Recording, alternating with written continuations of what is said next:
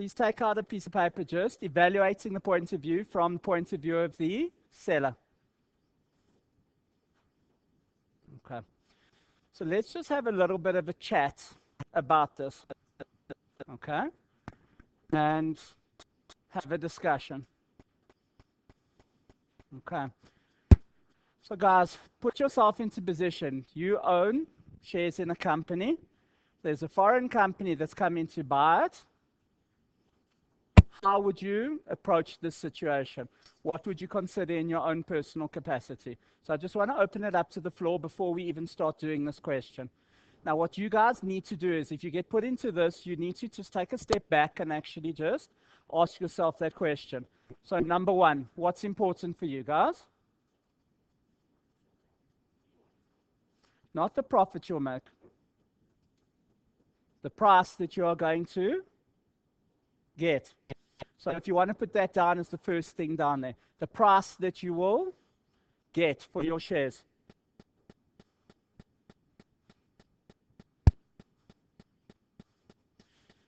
Okay?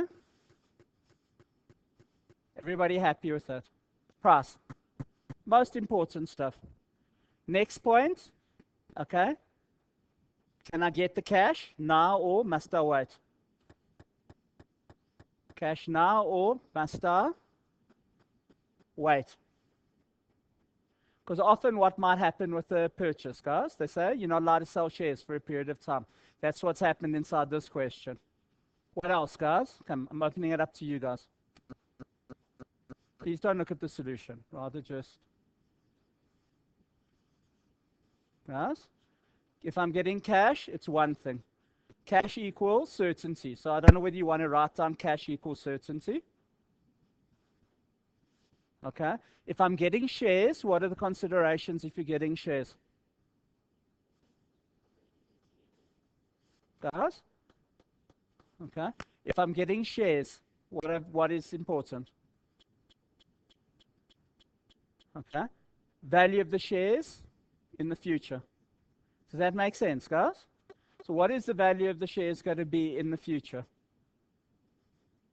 What else? Come, guys. You've got shares. What are you worried about? Come on. Dividends. How much dividends am I likely to get? Yes? And also my propensity for risk, though, whether I want dividends or not. And what another consideration would be, am I an old fart or am I a young person?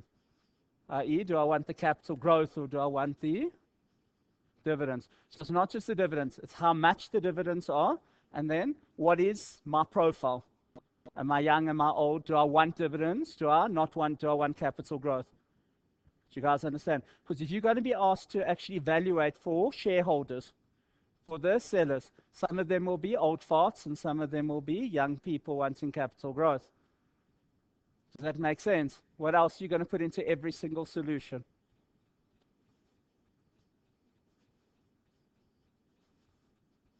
Come, guys.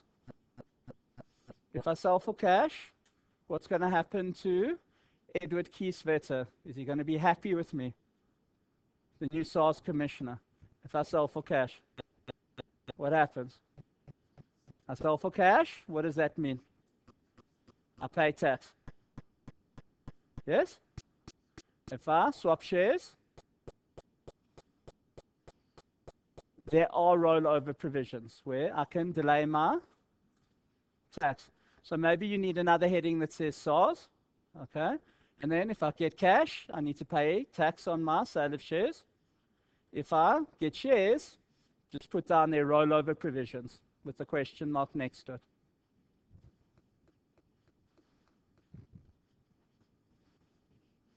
You guys comfortable with this? Does this make sense? Okay. Then guys, if I'm getting foreign shares, what are the considerations for foreign shares? This question, I'm getting foreign shares. Come. Guys?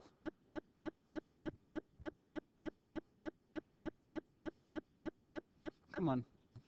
I'm getting foreign shares. What are my considerations? Okay. First of all, the country that the shares are in would be relevant. Yes? What else is relevant? Come, guys.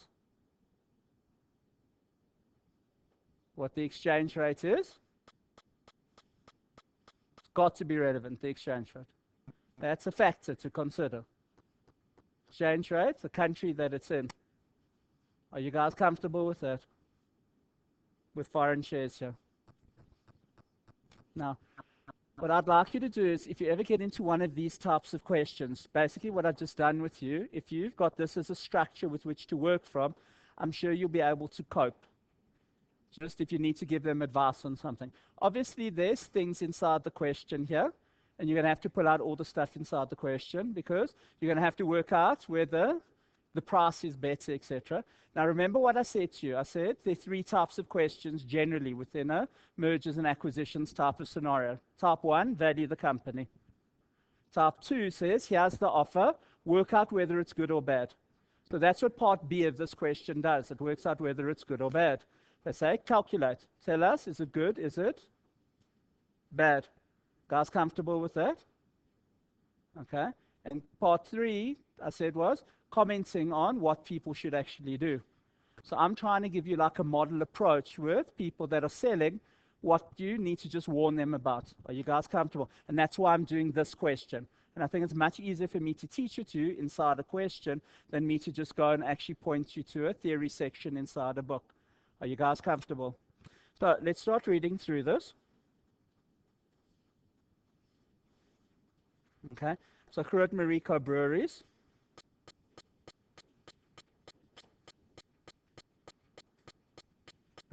So guys, Groot Marico Breweries brews and sells beer in Africa, South America, Europe, and China. GMB was founded in 1899 in Joburg and has grown into the second largest brewing business globally. Okay, listed on the JSE and has a secondary listing in New York. GMB has grown mainly through acquisitions over the decades and funded these acquisitions mainly through debt. Okay. Sorry. Takeover bid. Stop recording probably. Okay, it says Charlton Beverage is the world's largest beer brewing business with operations in North and South America, Europe, and Asia Pacific. CBEV, like GMB, has grown mainly through acquisitions. Okay, CBEV listed on the New York Stock Exchange. Now, guys, sorry, just the one thing I forgot to do with you. If you've got a foreign share, guys, can you just write down in your summary withholding tax? I'm sorry. I forgot to actually say that. Do you understand? The moment you've got a foreign share, there might be a foreign withholding tax. So just please, sorry, I forgot to actually just say that. Listed on the New York Stock Exchange, okay, there will be a withholding tax from America. Okay, so you're not going to get your full dividend. They are going to take some tax off. Okay, what happens from a South African perspective, by the way? You can claim it as a 6-quart rebate. So you can set it off against your SA tax. Okay, in certain circumstances. Okay, carrying on, guys. Recently obtained a secondary listing on the JSE. CBEV's earnings before interest and tax is approximately double that of GMB. So guys, first and foremost, one of the factors, if you're a big shareholder inside GMB, because they're approximately twice the size of you, you're going to be a much smaller fish in a bigger pond. Are you guys comfortable? Now that I don't think is in the solution, but I would put that in there from the question. Does everybody understand? It's a factor to consider. Big fish, no longer. Okay. It says, CBEV made an offer on 1 November to acquire 100% of the shares in issue of GMB at a cash price of $8.50 per share. So, offer. $8.50 is the offer. Okay. Just going to put that there. It says, CBEV has also extended a partial share alternative. The partial share alternative is the dot. GMB shareholders electing the partial share alternative will be entitled to 75 Rand in cash and 0.6 of a CBEV share. So 850 or 0.6 share plus 75 Rand. So that's where the offer is. Okay, and we're going to have to work out the value of it. says the CBEV restricted shares will have the same voting and dividend rights as CBEV ordinary shares, except the restricted shares may not be sold in any recognized stock exchange for a period of 5 years. Would that go into part C, guys? Would that be one of the factors you could consider? A factor you would consider is, oh shit, I can't sell it on a recognized stock exchange for 5 years. That's a factor. This is bad. You can't just say it. You've got to say this is not desirable. And what's the extra point that comes off that?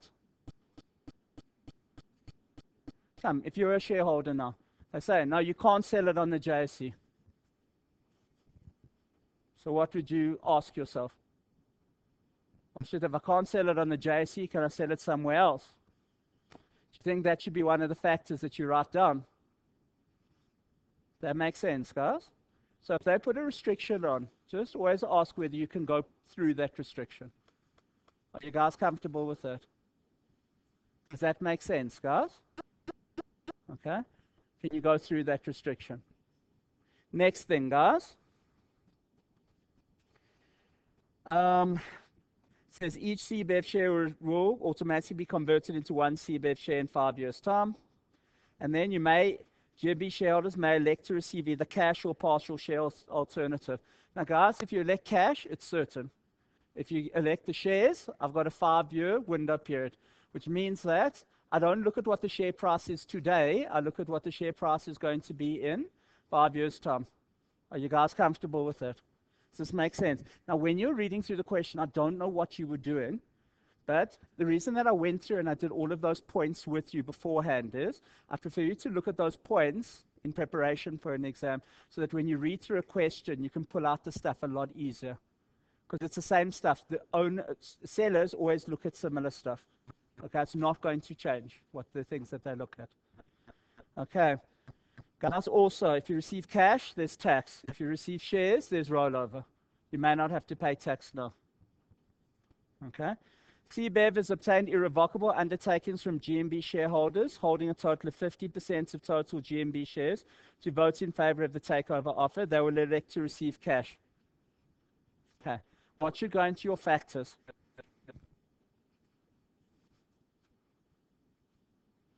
With that, what would you put into your factors if you were advising shareholders? The big shareholders have chosen cash. Okay? Please just take that into account. I know you might want to get shares, but these guys have said that they're going to take cash. Okay? And they must have their reasons for it. Okay? So that's a factor to take into account. Just simply writing that down and putting it into the solution. Are you guys comfortable with that? Okay. I don't know whether you would have done that as part of your solution, but you guys see it's in the question. You should actually just write it down. Can I ask you, if you're in a situation and they say, well, the holding company took cash, what would you like? Would you like cash or shares? What are you going to do? That's a point you really would take into account in making your decision. Okay. Proposed funding, guys. They're going to get a $60,000 million loan to do this. Sure, that's a lot of money. Okay. So, guys, what would you put in as a factor? Now, most of you wouldn't have even looked at this as a factor. What is the factor if they're getting such a big loan? Can the company handle such a big loan and the interest on that loan? So maybe take cash because there's certainty there. This is an incredibly heavily geared company after this transaction. Are you guys comfortable with that? Now, I don't know how many people would have written that down, but do you understand that you need to do that? Is that right? So essentially, whenever you're doing it, maybe, guys, if you want to add it onto the considerations for the buy and the sell, it's not a traditional one. But if you want to add it onto that little summary I asked you to write down, see how they're financing this. Okay? If they're taking out a big loan, just see whether what their gearing ratio is going to be after they take out the loan to pay for the shares. Are you guys comfortable with that? Okay, next one. Selected financial information. Guys, that's all for the whack calc, selected market information. Now, guys, you need to sit here, and the moment you see it, you've got a US dollar share price. So what's one of the factors you're going to take into account inside your solution? What the share price is. And the other factor you're going to take into account in your solution? The exchange rate. And look, before they made the offer, the price was $6.75. How much are they offering you now? $8.50. Okay? So guys, do you think you're going to put that into your solution? Now, how many of you picked that up when you read it? Or did you just read and just not interpret? It's gone from 650, now it's 850. Shit, that's cool. Extra 200, 25% more value. Very, very happy with that. That's one of the points for the factors. Okay? If I keep holding onto my shares, okay, they're worth about 650. I'm getting paid a 25% premium if I'm going to invest in this. Are you guys comfortable with that? Okay. Second of all, guys, their share price was $96.40 before the announcement. What is their share price now? 102. So how did this announcement go down? Did shareholders like it or did they not like it? Overseas shareholders think this is a really, really good thing. Will that be part of what you do? So do you understand that that's part of the solution as well? You sit there and say, I'm getting 25% more than it was on the JSE, so I think you should take the offer. And then the overseas shareholders like the proposal because the share price went from 96 to 102. How many of you picked that out of the question? Okay, and I'm just doing this with you tonight because I really do think that you guys don't read properly. Okay, and I think you need to do it. And any of this OER of going through questions and actually using questions on the OER method, you need to stop it. Most of you aren't doing your homework. You're not going to succeed if you don't do questions without looking at solutions. You need to teach yourself how to read properly and pull the stuff out. Okay, you guys comfortable with this? Okay. So guys, what are you going to do? You're going to say it's 850 versus, and they ask you to do it at 1 November, I think. Is that right? So it's going to be 850 versus, if I had to do it on the side here. Guys, so sorry, let's actually just make sure. I think it's 1 November. So in the required it says on 1 November and 20 Jan. So I'm just going to do it over here. So in any question, there's generally a number crunch. They say, this is the offer, work out what's going to happen with the offer. So what are we going to do? It's 850 or it's 75 Rand plus, okay?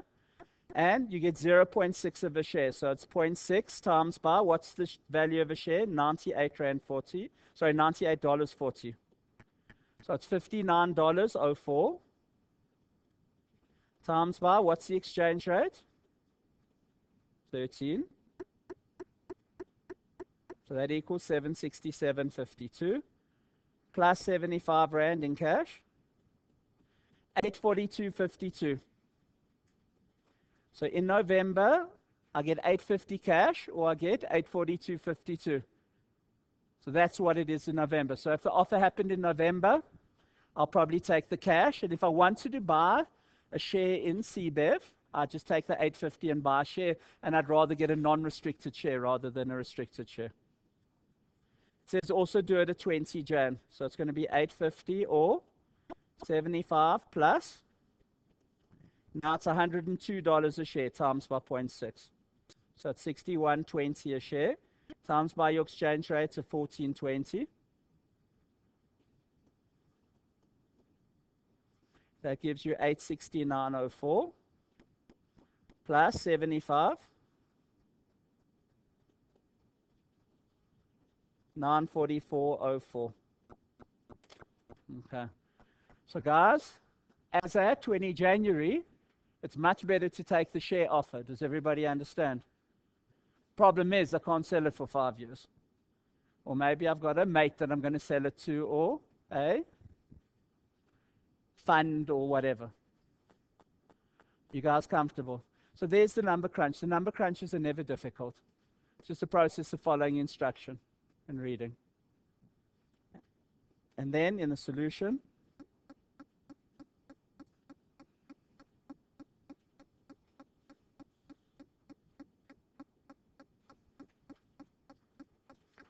looking at the required. It says, number 1. Now, guys, this. There are 22 points. You only need to get 10. So if you got 1 out of every 2.2 points, you will get full marks. To pass this, you only need to get 1 out of every 4 points. But this is very straightforward. It says, consider these ZRR equivalents of the partial share versus the cash offer. It says, what factors you're going to consider? How much is the cash? How much is the share offer worth? 2.